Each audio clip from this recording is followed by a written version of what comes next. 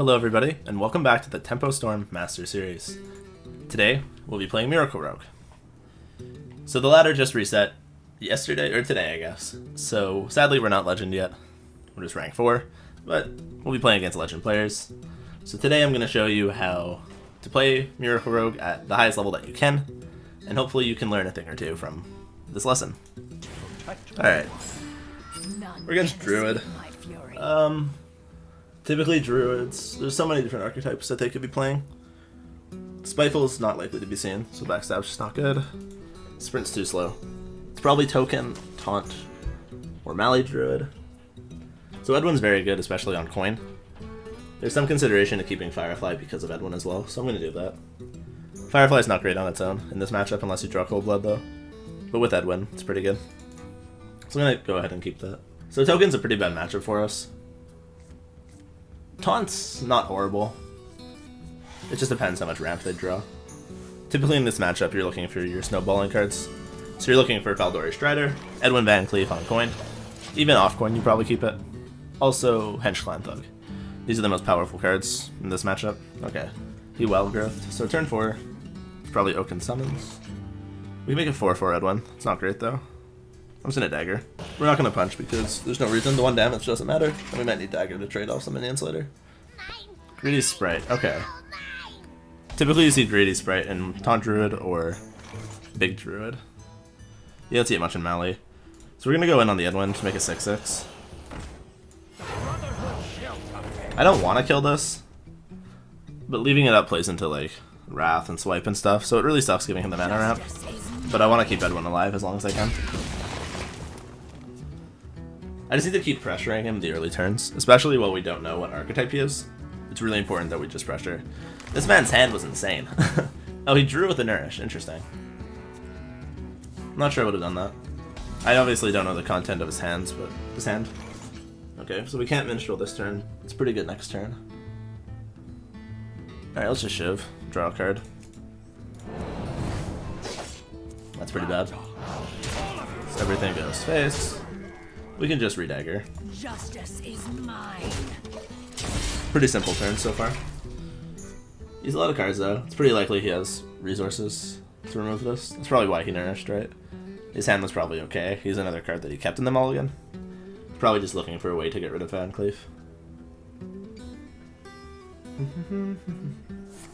Oh, Spreading Plague, you hate to see that. That's just problematic more than anything. So this also still doesn't really tell us much about his archetype. Trade here happens, and then we can just Minstrel. Hope he doesn't have the second Plague. Increase the quality of our hand a little bit. Oh, Strider's really good. So we trade here. So we have the option of not attacking, putting them both to 4 health, or putting 1 to 3 health, or 2 health. I think we put them both to 4, yeah. We don't want to waste our Dagger. The reason for this is, if we put them to 3, he can trade off into Elven Minstrel. And if he's trading off into Elven Minstrel, he can get a better Plague, whereas now he has to trade into Edwin if he wants to Plague again. Bright Eye Scout, so this is Big Druid then. Swipe. Oh, that sucks. It's a lot of my board gone. So we could Vilespine. It's not great. Kinda want a Strider. Vilespine is really good for tempo, but if he is Big Druid, we're gonna need it on a big taunt soon. So I kinda like getting Strider online. We can Strider and Eviscerate the 3-4 to protect our minion. We could sap it, but I don't really want to sap that. I'd rather sap a taunt. This, and we can use the Dagger to go face, because the damage might start to matter soon. We want to like punch him down to increments of 16, because then it's our damage is like increments of like even numbers, right? So let's put him lower. Oh, that's disgusting. 5 mana, 4/12. That's fun. Gains 12. Probably has Spellstone in hand then. Oh, he drew a card. Okay. I don't like the order on that. So we can either sap this or Vilespine it. I'm liking Vilespine a bit more. This is just putting pressure on board. We don't want to use the Dagger because we don't know if we'll Dagger next turn. It's pretty unlikely he has the second Spreading Plague, so I don't mind playing a little bit into it. Dragon Hatcher? Okay, so we have Sap for this. Fluffy, Snuggles, Facts. Oh, spiders. Oh, prep's insane. This prep. Is this... So we have 15, right? With Leroy's sap. Yeah, that's 15. Should Leroy prep fan? No, it's not great. Let's start with prep sprint, I think. We can go prep sprint, see what we get. Yeah, let's do that.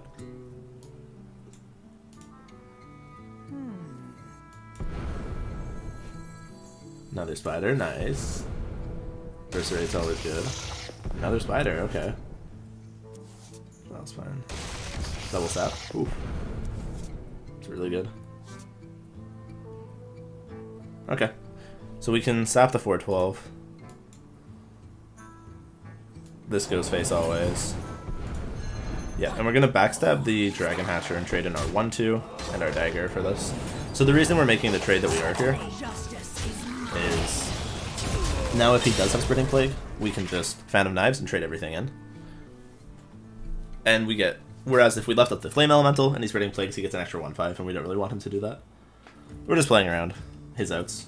If he plays a taunt minion, we have Vile Spine, we have Sap. We have Sap Vile Spine if he plays 2. The game is not looking good for our poor friend PWEO. I wonder how you pronounce that. Maybe it's not supposed to be pronounced. Wild Growth. Okay, so he's drawing, he's looking for an out. Probably specifically Spreading Plague. Specifically Spreading Plague.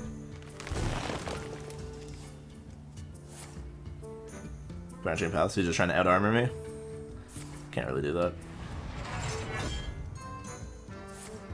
24? Yeah, he's dead. Oh yeah, he could double Spellstone, right? Or Nat? Okay. He could double Nat, double Spellstone, and then I'd probably lose. Double Nat, okay. So what are we overdrawing? Not the Cold Blood, that's pretty good. So that's just lethal, right? He has 25, we have 13 on board. Well, 12 plus dagger is 13. Leroy's 19, 23 plus of us, yep.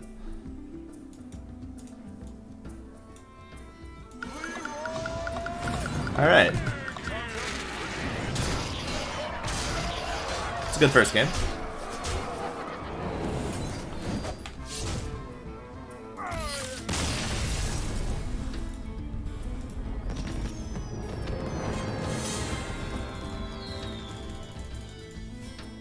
Okay, second game. Warlock.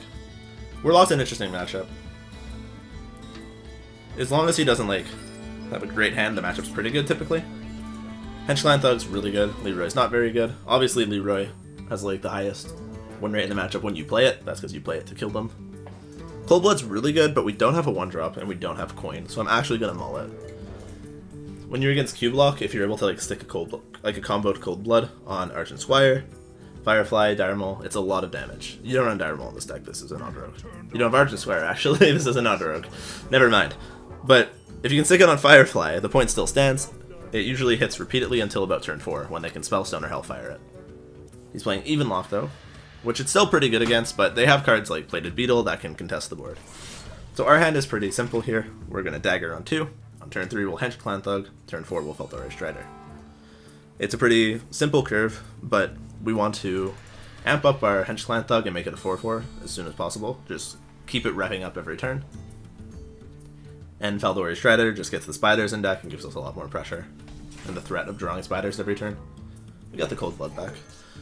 So we didn't swing with our dagger on turn 2, and that's because we have the Hench Clan Thug. We want to save the dagger charges for it. Because on turn 4, we'll be playing a 4-drop. Well, he plays an 8-8. So I mean, we can kill it. But I don't think we're going to. We're just going to play Strider. So the option with killing it, there's a few, right? There's Backstab Fan, trade. Dagger. Face. That's a lot of resources, though.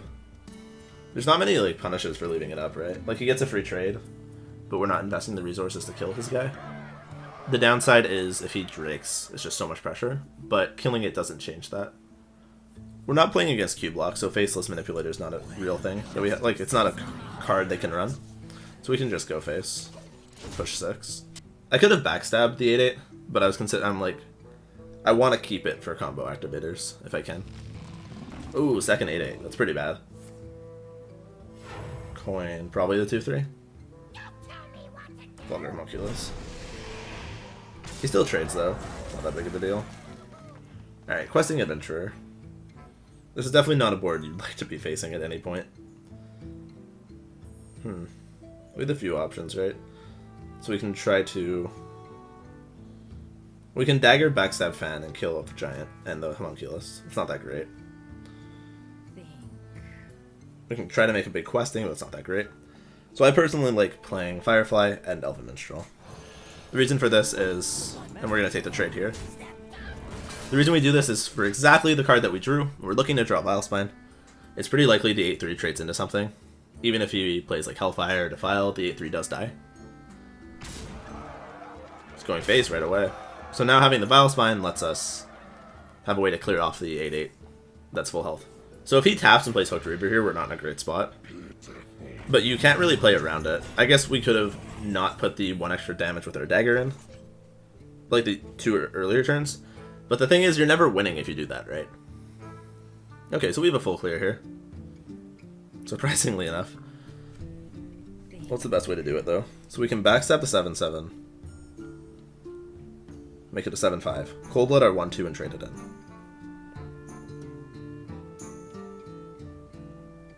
There's no lethal. No, there's no lethal. And then we can Vilespine the 8-8 and trade in the 8-3. I think that's just the best play, right? Yeah. We tidy up the board here, which is really good. It kind of sucks to use the Cold Blood like this, but we're killing, in one turn, we're killing 2 Mountain Giants and a 7-7, and that's pretty good typically. That's definitely something I will take when I have the option to, if I can.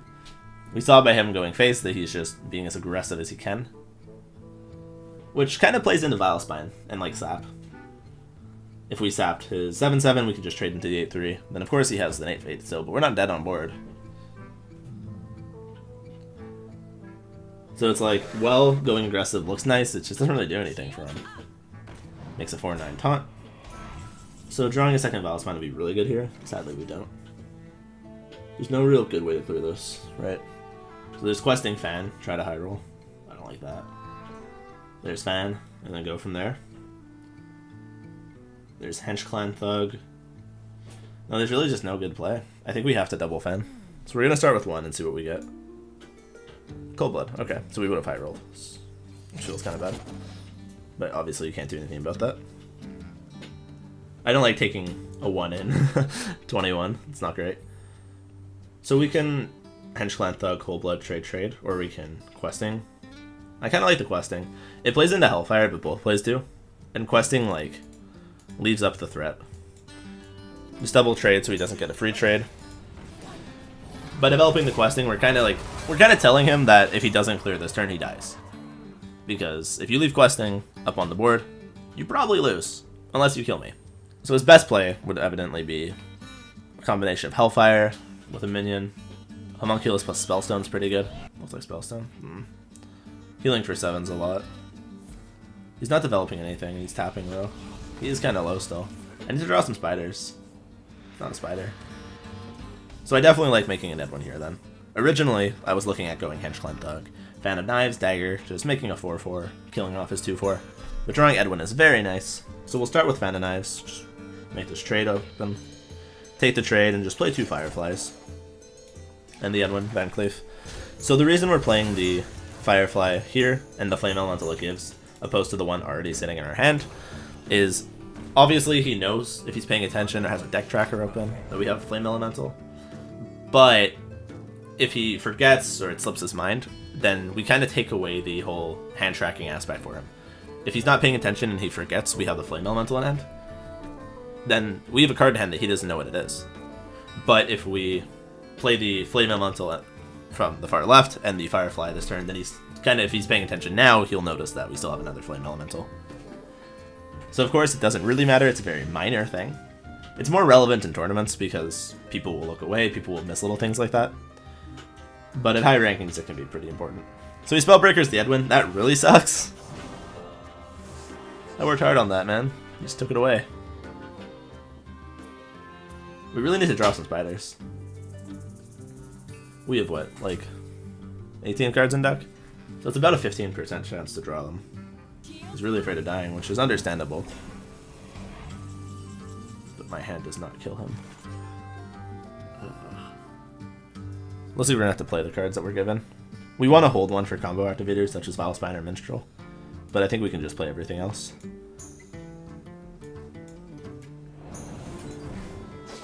I want to SI. I want Dagger too.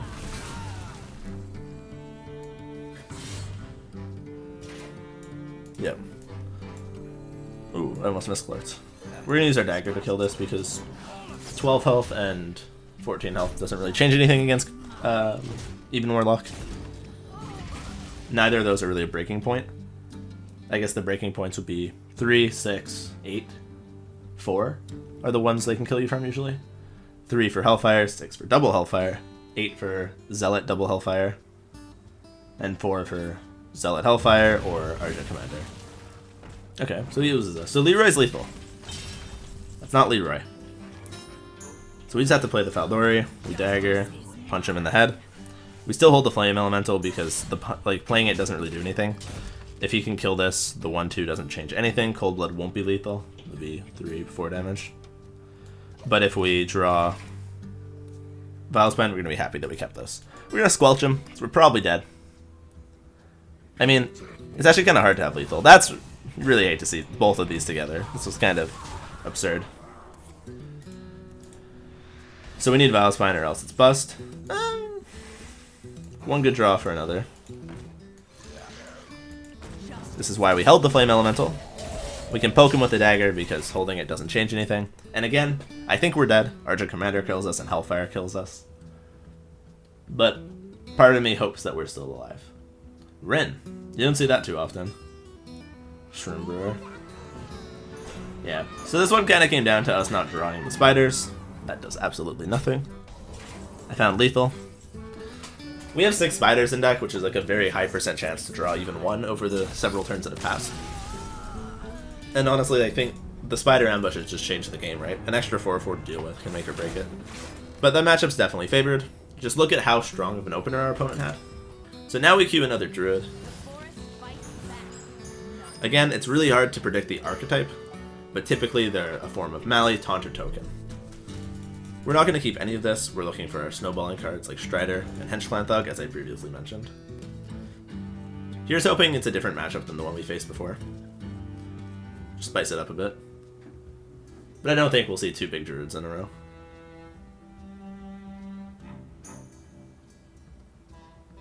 Alright, so we kept 1 card. This one in the middle. That doesn't tell us much, except that it's probably Wild Growth, and I'm probably going to be annoyed. He said greetings, it's pretty polite. I'll say it back. Hey, old friend. So our hand's pretty good. We have Edwin with Backstab and Coin. So we're looking at probably a 6/6. Oh, he didn't have Wild Growth. So I'm thinking maybe Nourish then. Oaken Summons. Ballot Teacher. Ooh, Questing's really nice with our hand. Questing on Coin is very good against decks like Druid. It's very hard for them to kill it. And as I said previously, a Questing Adventurer can just run rampant. And we hero power twice in a row. It's pretty unfortunate. So we're looking to play something here if we can. We kinda can't. So he could Oaken Summons and gets a 3/6, and then we can play a 4/4 into it. We could play something, but there's nothing good to play. We can go Questing as a 2/2. Edwin is a 2/2. Questing Coin, but then we're wasting Coin. We can Coin Faldori. We kind of want the Coin with our hand. Like, Vilespine, Edwin, and Questing all say, if you have Coin, gain extra percents. So we're just going to pass. It feels kind of bad, but Coin is very important in Miracle Rogue. There's so many things that make good use of it. With combo activators, Questing, Edwin. If you're playing Auctioneer, that's very strong as well. I'm currently not, though. He hero powers on turn 4, so the card he kept has to be Nourish. It's like the only card you would keep. Oh, O-Card maybe. Alright, so we can just play the 4-drop, get some spiders in our deck. There's consideration to maybe using our dagger there because he can't attack at... If we put him to 1 armor, then he hero powers, he's at 2. And he can't attack with Oaken Summons. Well, not Oaken Summons, Ironwood Golem. I guess that's like a consideration. Not letting him get the attack with Ironwood, but it's pretty Unlikely he has it. Spellstone? Wrath, okay. I expect to see him wrathing for 3 here. I don't think he can afford to draw a card. Oh, never mind, I'm wrong. And Spellstone. Cool. Interesting. So now we have a really nice turn. Well, really nice is an overstatement, I guess. But we can go questing, coin Edwin. This develops a 4-4 and a 6-6 at the same time. We'll punch now for Ironwood. So even if he like has a way to kill the questing after he played Spellstone and Wrath, we still will have another minion on board. It's very unlikely he has enough removal for both of them.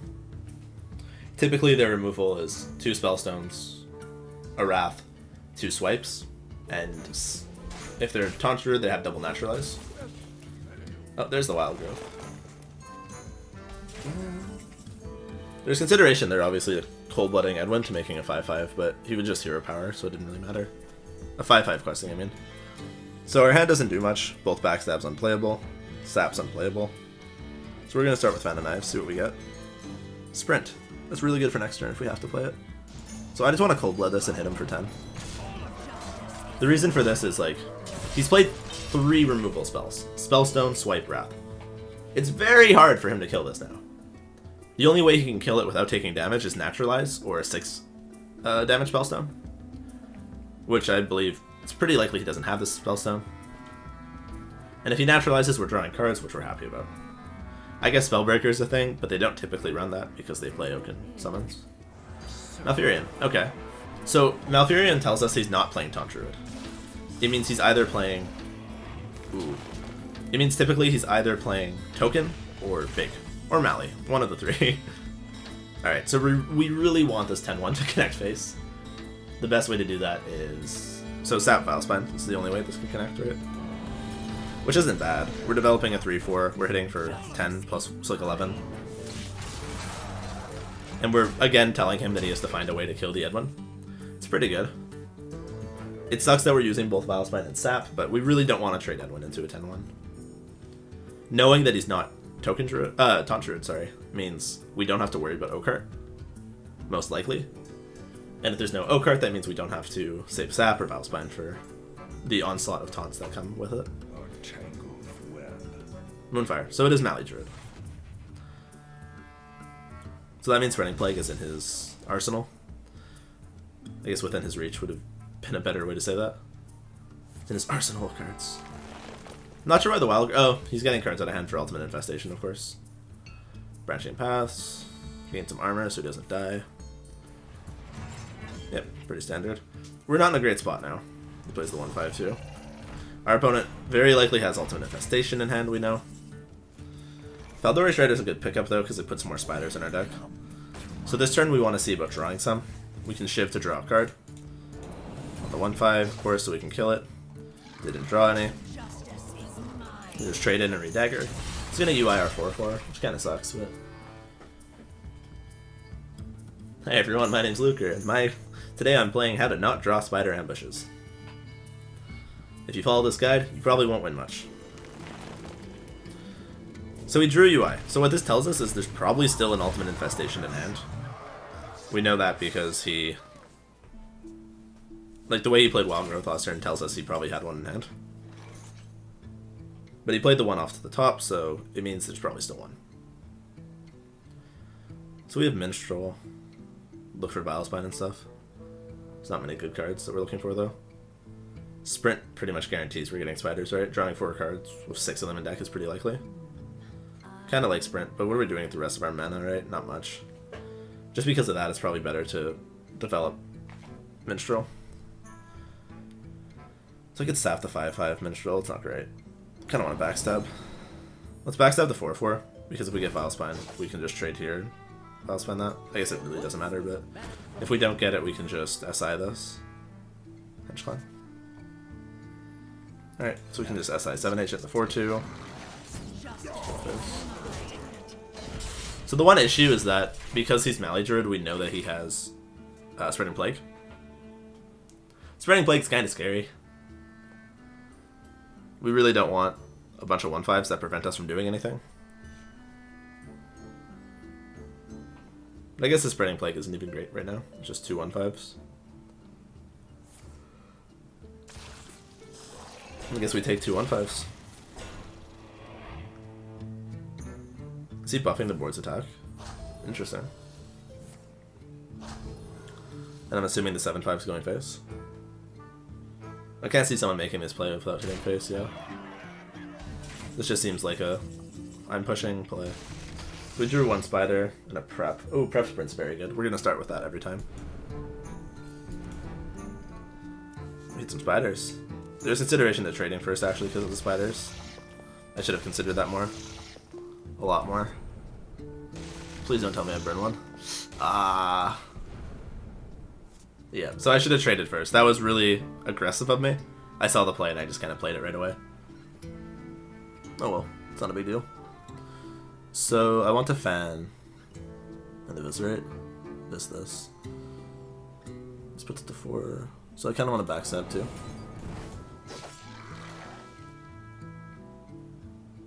There's 1 spider left in deck, I think. So it doesn't matter what order I do this in then. Cold blood, cool. So we can eviscerate. Trade here. Punch here.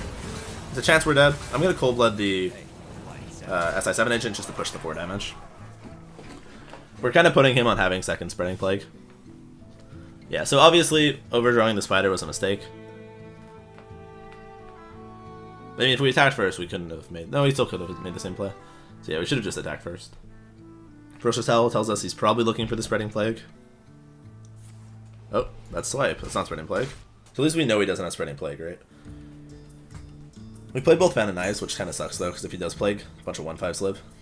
So because we know he doesn't have it, we're just gonna put some more 4/4s on board. Hit him for 4 a bunch. They don't run Harrison or weapon removal, so we can just re-dagger, yeah.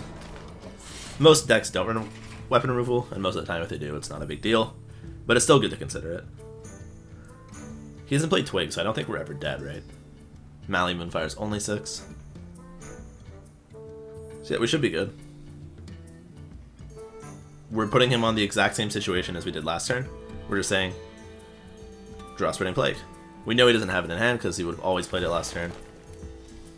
So what I'm guessing now is that he's nourishing for the Plague because they typically run 1 Innervate as well, so we could play both.